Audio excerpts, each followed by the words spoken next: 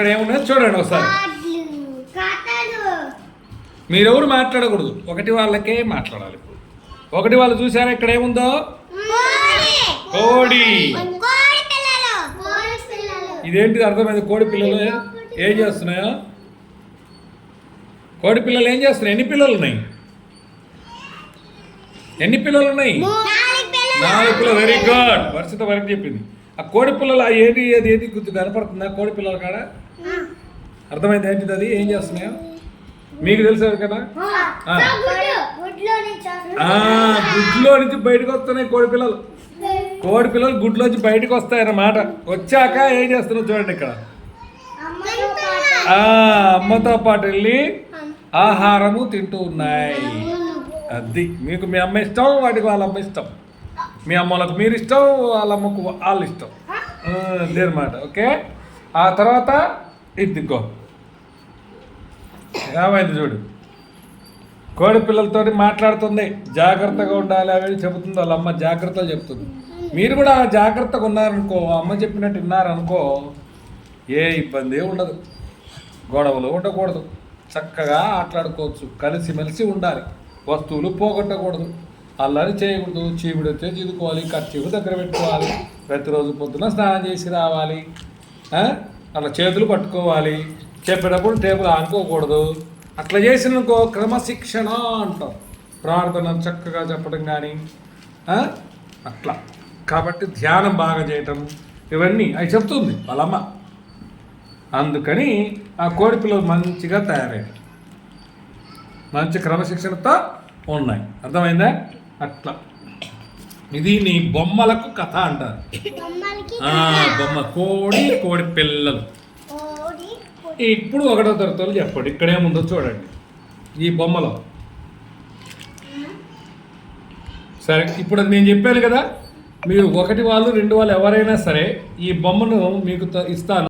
ఇప్పుడు ఇది నేను కథ చెప్పాను కదా, మీకు అట్లాగే ఇవి ఇస్తా.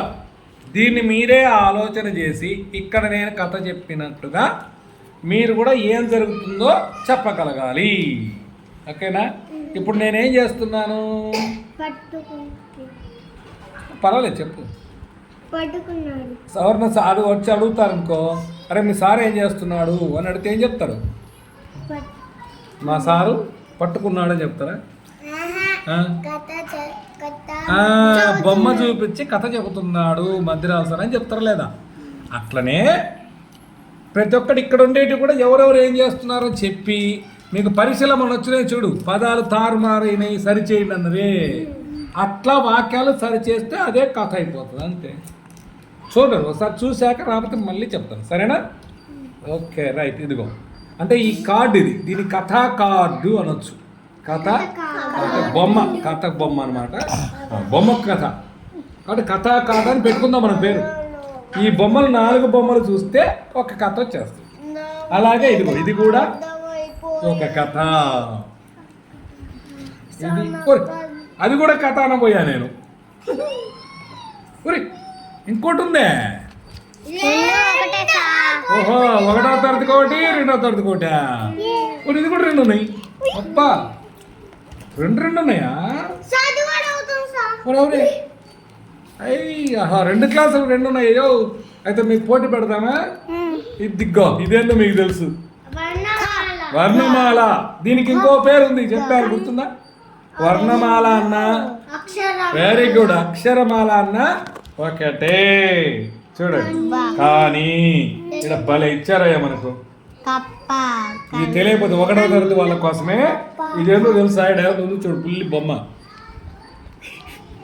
ఇది చూస్తే అదేందో తెలుస్తుంది. ఇదేం అక్షరం?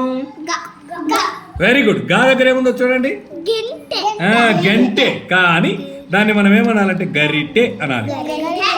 ఇప్పుడు ఇదేందో చెప్పండి అక్షరం. ఇది ఇది ఇది బాగా. ఇదేమో బొమ్మ చూడు, దండ కాబట్టి దా అనమాట. మరి ఇదేంటి అక్షరం? బా. బంతి కాబట్టి బా. అట్లా చూసుకోవాలి. ఓకేనా? రైట్. ఇవి దీంట్లో ఉన్నాయి, అలా చూసుకోవాలి కదా. ఆపేసేయండి, డైరీ రాసుకుంటా.